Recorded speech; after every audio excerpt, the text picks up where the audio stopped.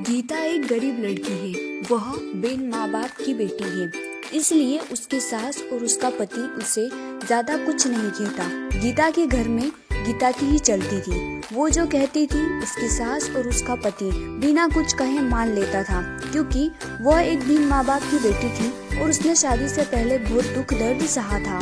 गीता घर का कोई काम नहीं करती थी।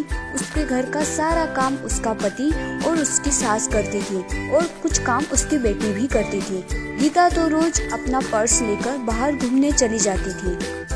गीता को कोई कहता भी नहीं था कि वह इस तरह रोज बाहर न जाए या घर का काम करे। घर का काम उसका पति और उसकी सास कर लेती थी। लेकिन एक दिन उसके पति को उसकी सास ने कहा कि बेटा, गीता को ना रोको टोको तो उसको समझाओ कि इस तरह रोज बाहर जाना सही नहीं होगा।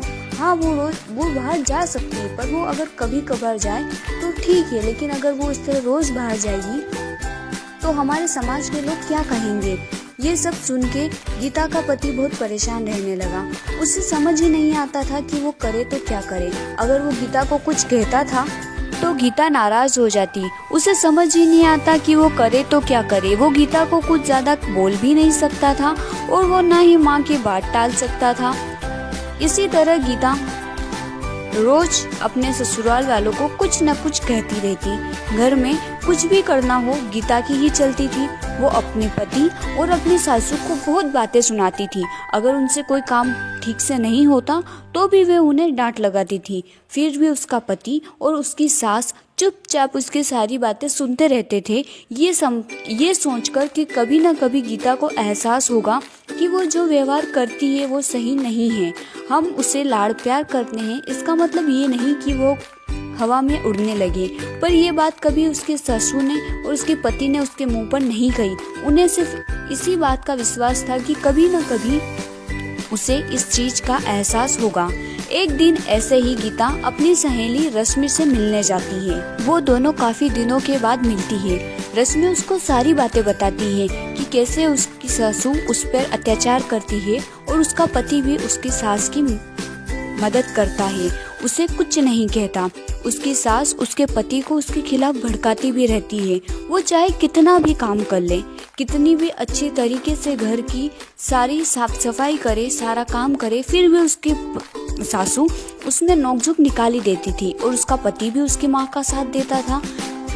जब ये बात रश्मि ने गीता को बताई तो गीता को एहसास हुआ कि वो तो अपने पति और अपने सासू के साथ इतना बुरा व्यवहार करती है, घर का कोई काम नहीं करती, फिर भी उसकी सासू और उसका पति उसे कुछ नहीं कहता। वो उन्हें बार बार छोटी छोटी चीजों के लिए हजारों बातें सुनाती है, फिर भी उसके सासू ने उसे कभी नहीं डांटा। ये सुनकर गीता को अपनी गलती का एहसास होता है और वह घर जाकर अपनी सासू के सामने रोने लगती है। उन्हें सब बात बताती है कि उसे उसकी गलती का एहसास हो गया है कि उसने कितना गलत किया। तब उसकी सास उसे कहती है कि बेटा रो मत, हमें विश्वास था कि तुम्हें एक न एक दिन अपनी गलती का एहसास होगा और तुमने गलती चाहे कैसी भी की हो, लेकिन तुम्हें अपनी गलती का एहसास हो गया, बस यही बड़ी बात है। अब हम सब साथ मिलकर हंसी खुशी रहेंगे।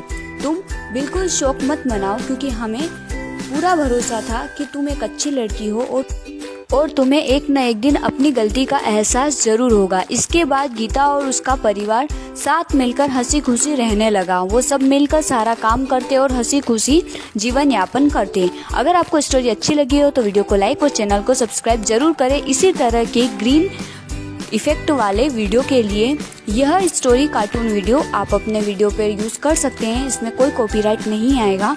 हाँ, मेरी जो इसमें आवाज़ है, मेरा जो साउंड है, मेरा जो म्यूज़िक है, उसको आप हटा दीजिएगा, या तो अपना रिकॉर्ड करके उसमें डाल दीजिएगा या फिर कोई म्यूज़िक ऐड कर दीजिएगा, तो उसमें कॉपीराइट नहीं आएगा। आप सभी का दिल से धन्यवाद।